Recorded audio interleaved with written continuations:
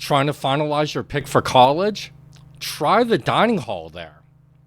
It's not just about the food, and it actually can have an impact on costs, but not in the way most people think. Of course, most people think, well, like if you have a good dining hall, you're going to eat in the dining hall instead of spending money buying pizza elsewhere.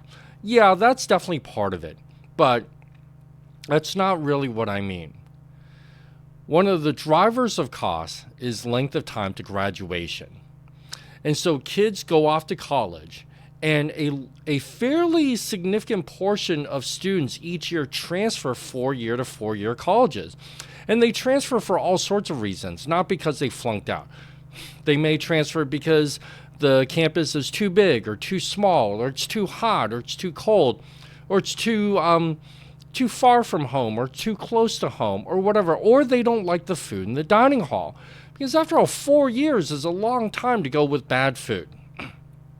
But what happens is when kids transfer, there's something that's called transfer leakage. And what I mean by that is, when your student transfers from college A to college B might say, hey, student, you know that math class you took at your old college? Well, that doesn't count as a math class here, so you're going to have to retake that class here.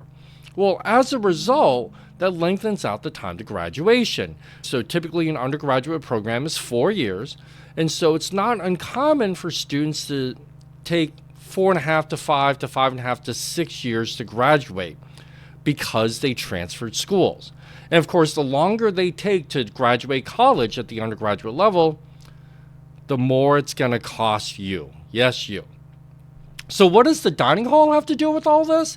Well, quite frankly, when you decide on a school, you have to think of it like your kid's going to live there the next 4 years, right? It's no different than buying a house. You don't just buy a house, you're really buying the neighborhood in the area. So you better like it. And so part of buying college is liking not only the classes and the professors and everything, but the environment, the campus, and what's off campus and around there. And most importantly, the dining hall, because honestly, good food goes a long way in helping students acclimate to the college, right? Now, I can't speak to whether or not it gets them better grades. Okay, I have no idea, all right? But I'd be much more inclined to stay if there's good food than if there was bad food.